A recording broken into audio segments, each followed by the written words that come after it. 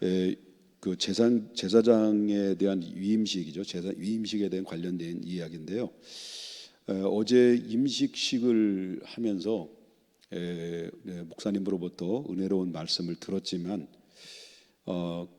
또 이제 제가 볼 때는 목사님이 전해주신 말씀도 있지만 그러나 일꾼으로서 하나님의 이 교회 담임 목사가 하나님의 일꾼으로 부름받은 우리 임직자들뿐만 아니라 예수 그리스도를 믿어서 하나님의 자녀가 된 백성들이 앞으로 일생 동안 살아가는 데 있어서 헌신자로서의 삶의 자세가 무엇인가에 대한 그 임직식에 이어지는 하나님의 말씀을 다시 전하려고 합니다. 오늘 본문에 나오는 말씀은 여러분이 다 알다시피 제사장의 위임식을 하는 그런 시간들이라고 볼 수 있는데요. 제사장의 위임식에 대한 말씀을 쭉 읽어보면서 느끼는 것은 바로 제사장의 직이 중요한 것이 아니라 제사장 그 사명이 얼마나 중요한가에 대해서 생각을 할 수가 있다라고 하는 것이죠. 이 오늘 본문에 나오는 말씀은 바로 우리가 하나님 앞에 부름받은 사명을 부여받은 목회자들 또 교육자들이 꼭 들어야 될 말씀이기도 하고 또 장로님들이나 또 신임 우리 임직자들이 꼭 들어야 될 말씀이다라고 저는 믿고 있습니다. 그렇다면 제사장의 위임식을 통해 생각할 수 있는 것은 제사장의 위임식은 일단 모세가 주관합니다. 이 모세가 주관해서 전 백성들이 참여하는 가운데서 거대한 위임식을 이제 거행하게 되는 거죠. 어제도 우리가 봤습니다만은 우리의 임직식을 했을 때 우리 전 성도님들과 가족 친지들을 전부 다 불러 모으고 선서하고 안수받고 권면의 말씀 듣고 이런 모든 절차들이 지극히 성경적인 말씀이라는 겁니다.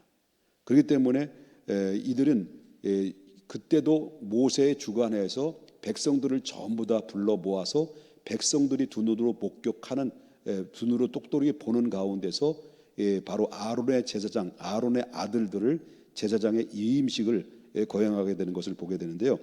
레위기서 8장 3절에 보니까 온 회중이 회막의 문에 모였다라고 이렇게 하죠. 모세의 명령에 따라서.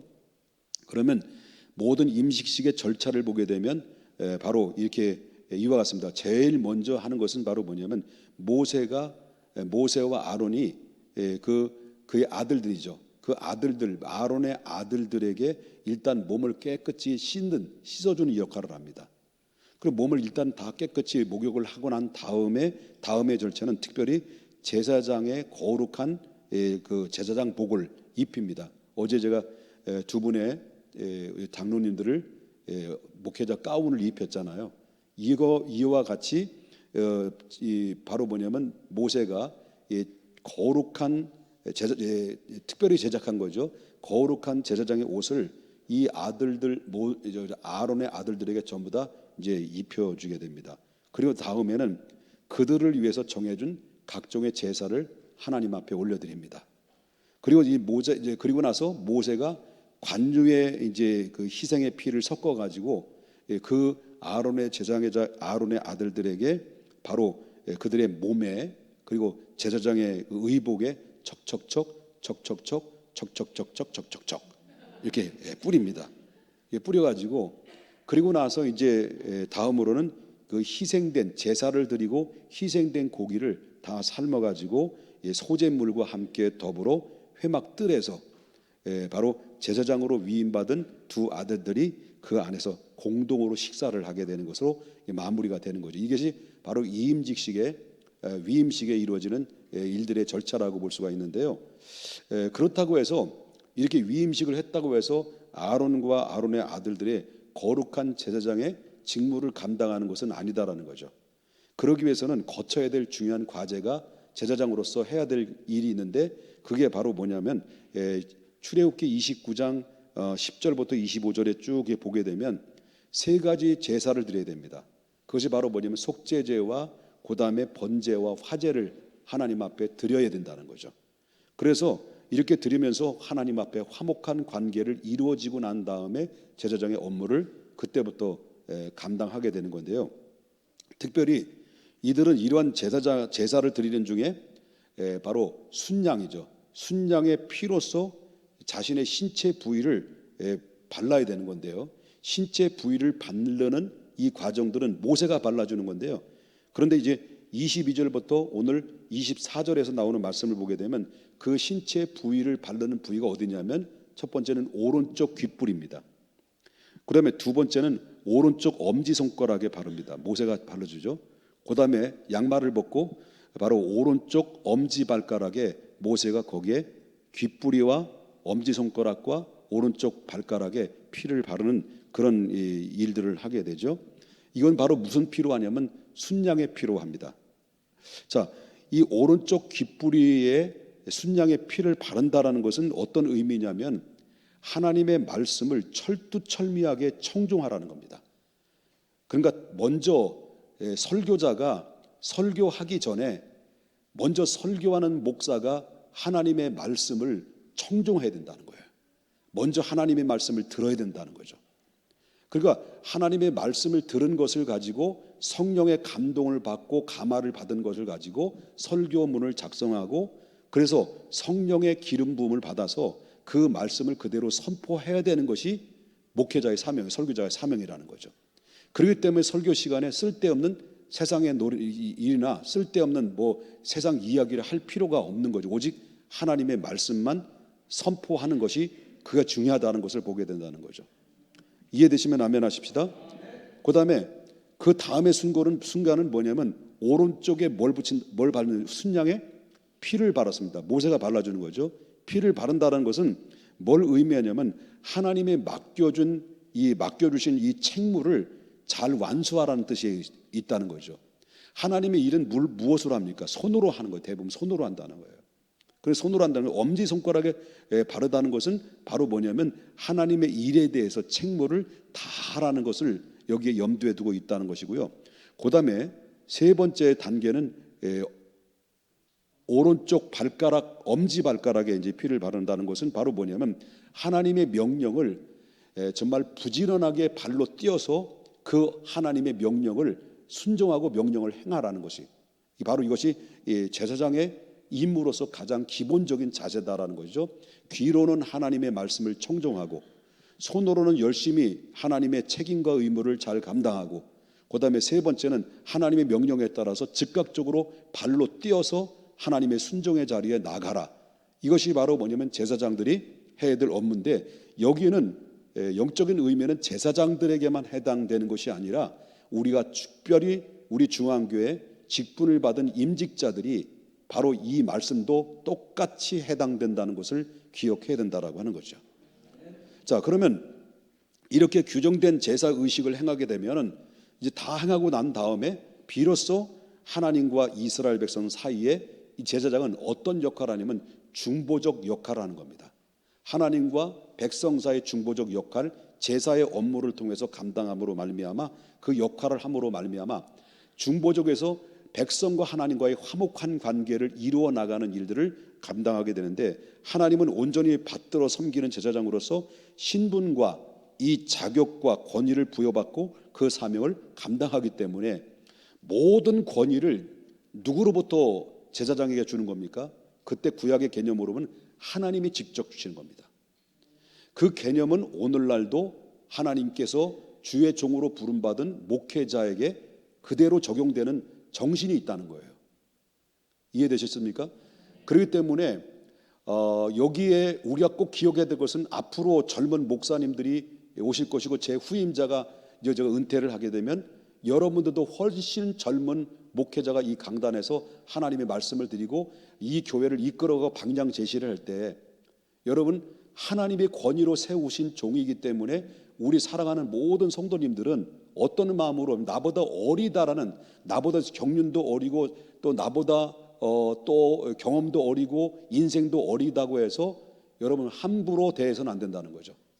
겸손하게 바로 주의 하나님이 직접적으로 세운 권위자로서 하나님의 권위로서 세운 하나님의 종이라는 것을 의식 가지고 정말 겸손한 마음으로 존경하는 마음으로 바로 주의 종들을 대하는 태도가 임직자들에게는 무엇보다도 중요하다는 거죠. 이 의식이 이 성경적 개념을 깨닫지 못하니까 죄송합니다. 장로님들 두 분 하셨으니까 너도 기름 받은 종이고 나도 기름 부음 받은 종이다 해서 똑같이 쌤 똑같이 높은 위치다, 똑같은 자리다라고 생각해서는 절대로 안 된다라는 거죠. 그래서 바로 하나님의 권위를 인정할 때, 겸손하고 하나님의 권위를 인정할 때 바로 주의 종이 하나님의 권위로 세워진 종이라고 생각하게 되면 우리가 겸손하게 주의 종과 함께 그 일을, 하나님의 거룩한 뜻을 이루어 나가는데 협력자가 될 수 있다라고 하는 것을 보게 된다라고 하는 것입니다. 자, 그렇기 때문에 이 제사장이 이렇게 권위로, 누구의 권위로? 하나님이 직접적인 권위로 부어주시는 가운데 그 하나님의 중보적 사역을 감당케 했다라고 하는 것인데요. 그렇다면 우리는 이렇게 제사장의 위임받은 아론과 아들들이 드린 제사를 통해서 정말 하나님의 일꾼들로서 부름받은 사역자들이 꼭 잊지 말아야 될 몇 가지가 있습니다. 오늘 본문을 보게 되면 몇 가지가 있는데, 그것은 바로 뭐냐면 항상 하나님 앞에 부름받은 목회자나 우리 사역자들이죠. 우리 부교육자들도 마찬가지, 포함한 저와 포함한 거죠. 그다음에 임직자들은 꼭 잊지 말아야 될 것은 남을 인도하기 먼저 자신도 하나님 앞에 죄인이라는 의식을 잊지 말자라는 거죠. 그래서 14절부터 17절에 나오는 말씀을 보게 되면 제사장으로서 위임받은 아론과 아들들은 거룩한 의복을 착용한 뒤 먼저 무엇부터 하느냐면요, 수송아지를 잡아서 속죄제를 하나님 앞에 드렸다는 거죠. 속죄제로. 그럼 이렇게 위임받은 수송아지로 속죄제를 드리는 이유가 바로 뭐냐고 말한다고 한다면 제사장 자신들도 여호와 앞에 서는 한낱 죄인에 불과하다라는 그런 의미를 가지고 있기 때문에 항상 먼저 누구를 위해서 속죄제를 드리냐면 제사장을 위해서 먼저 속죄제를 드린다는 거, 우선순위가. 그러면 제사장은 바로 백성의 속죄제를 주관하는 자가 아닙니까? 속죄제를 주관하기 전에 먼저 자신부터 속죄제를 드리고 그 다음에 백성들을 위한 속죄제를 하나님 앞에 드리도록 업무를 감당했다라고 하는 거죠. 그래서 설교를 할 때도 저도 여러분 알다시피 설교할 때 여러분 이렇게 하지 않습니다.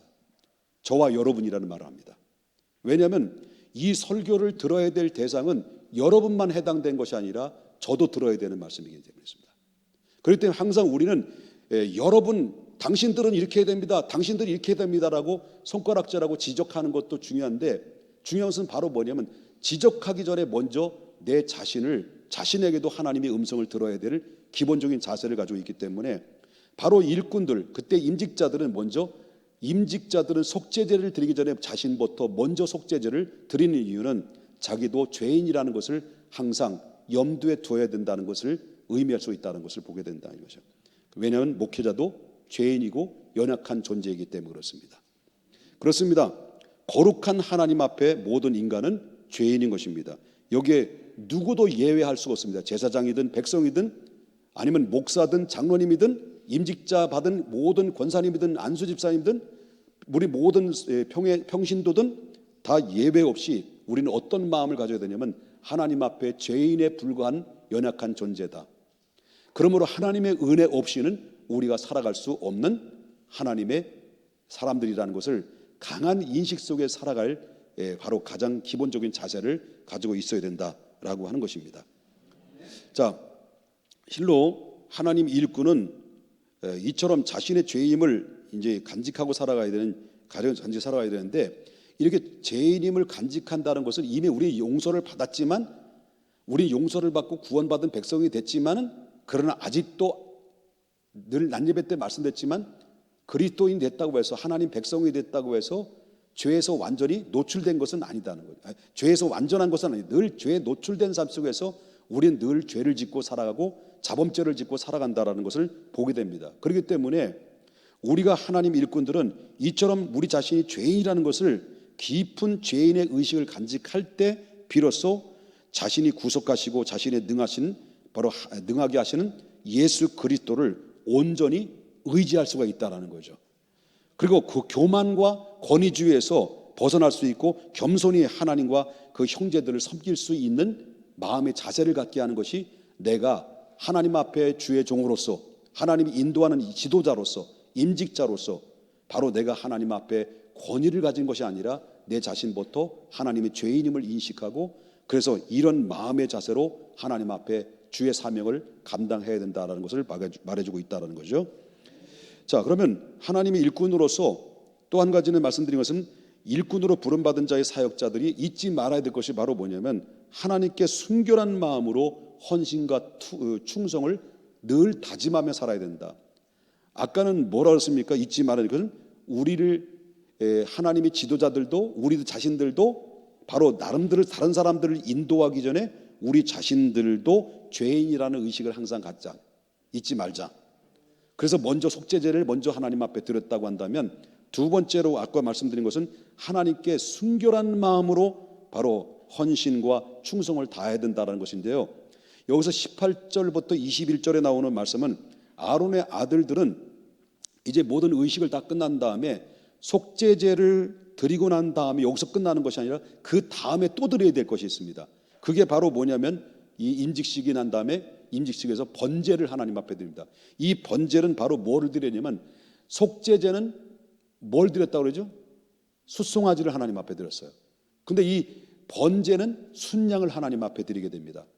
그리고 이 번제를 드리는 순간 자신의 온 몸과 온 마음을 다해서 하나님 앞에 충성을 다할 것을 다짐하는 순간이 바로 하나님 앞에 번제를 드리는 순간이라는 것입니다.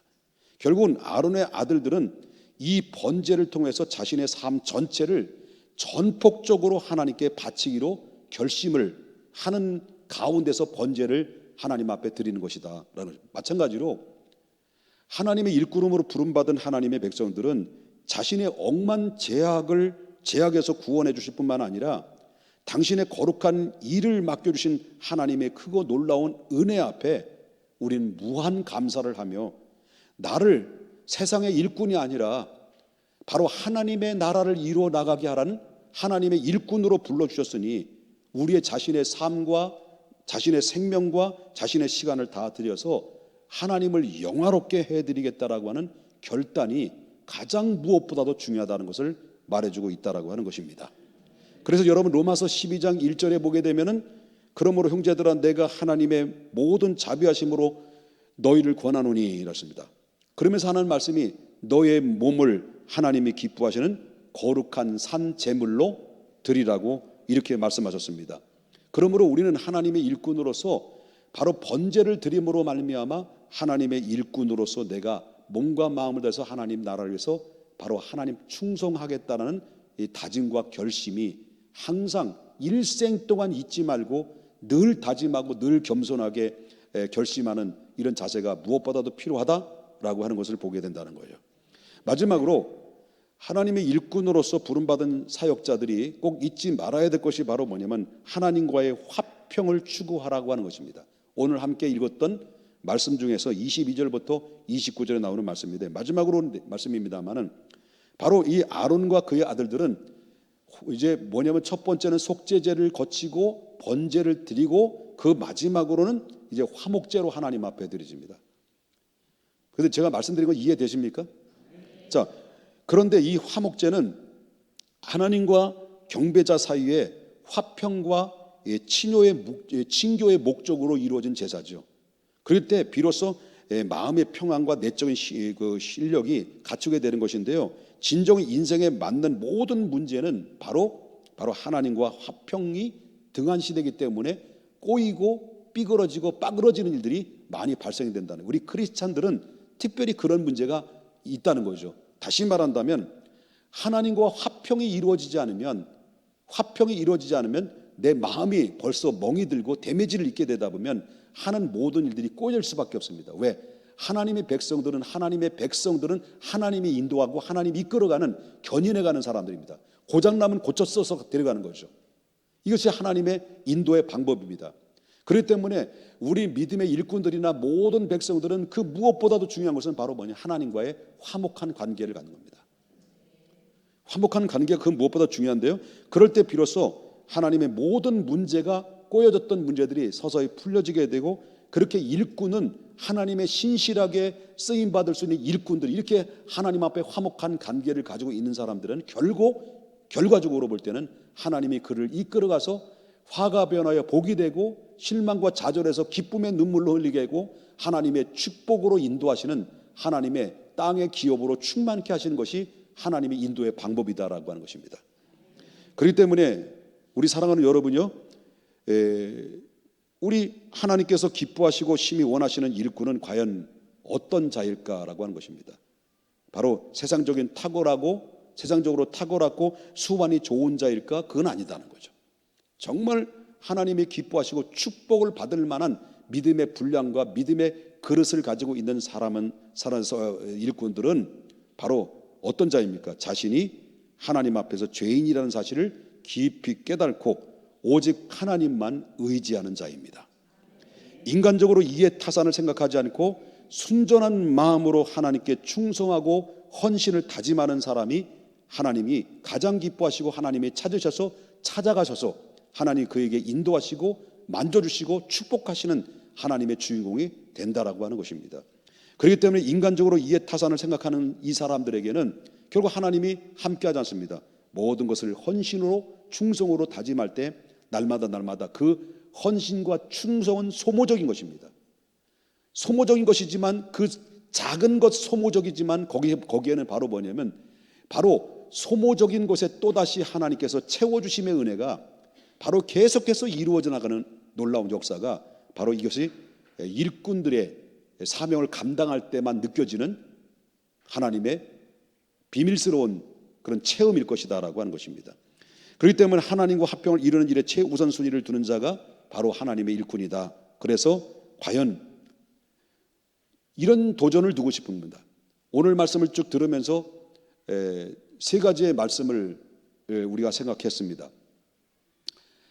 제사장의 모든 위임식을 통해서 이루어진 사건을 통해서 하나님의 일꾼들의 자세가 무엇이고 일꾼들이 잊지 말아야 될 것이 뭐고 그리고 하나님 백성들을 이끌어간 지도자는 먼저 잊지 말아야 될 것은 말씀으로 모든 사람들을 이끌어가는 지도하기 이전에 내 자신이 먼저 죄인임을 항상 인식하고 주님의 도움과 주님의 능력과 주님의 사랑과 주님의 용서가 없이는 나는 아무것도 할 수 없다라는 절대적인 하나님을 바라보는 안목이 필요하다라는 것을 보게 됩니다.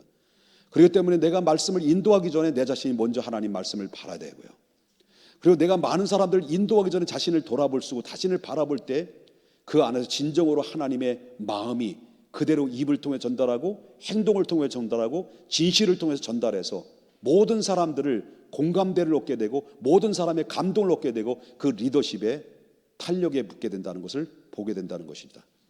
그리고 또 한 가지는 아까도 말씀드렸지만 진정한 일꾼들이 잊지 말아야 될 것은 바로 뭐냐면 우리가 이해타산을 생각하지 않고 순전한 마음으로 하나님 앞에 충성과 헌신을 날마다 다짐하면서 그 길에 우리의 귀와 우리의 손과 우리의 엄지 발가락이 바로 듣고 일하고 뛰는 그 사명을 잘 감당해야 된다라고 하는 것입니다. 그리고 하나님 앞에 나를 통해서 내 구역 식구든지 나에 속해 있는 모든 형제 자매들이 나 한 사람의 행위를 통해서 하나님을 만나고 나 한 사람을 통해서 기도가 무엇인지 하나님의 은혜가 무엇인지 하나님의 사랑이 무엇인지를 바로 나 한 사람을 통해서 만나는 사람들마다 바로 선한 영향력 있는 화평을 이루는 하나님 일꾼이 되라는 겁니다. 이렇게 될 때 하늘의 별처럼 하나님 빛나는 거성이 되는 것입니다. 하늘에 빛나는 별이 되는 것입니다. 하나님 빛나는 찬란한 영광 앞에 우리 모두 축복의 주인공이 되는 유일한 통로와 매개체가 여기에 일꾼의 자세를 통해 다 들어있다는 것을 보게 된다는 거죠. 임직식의 설교의 말씀 잘 들으셨습니까?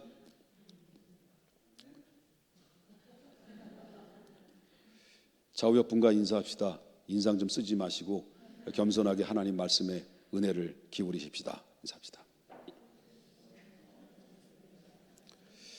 자, 우리 찬양곡 부르겠습니다.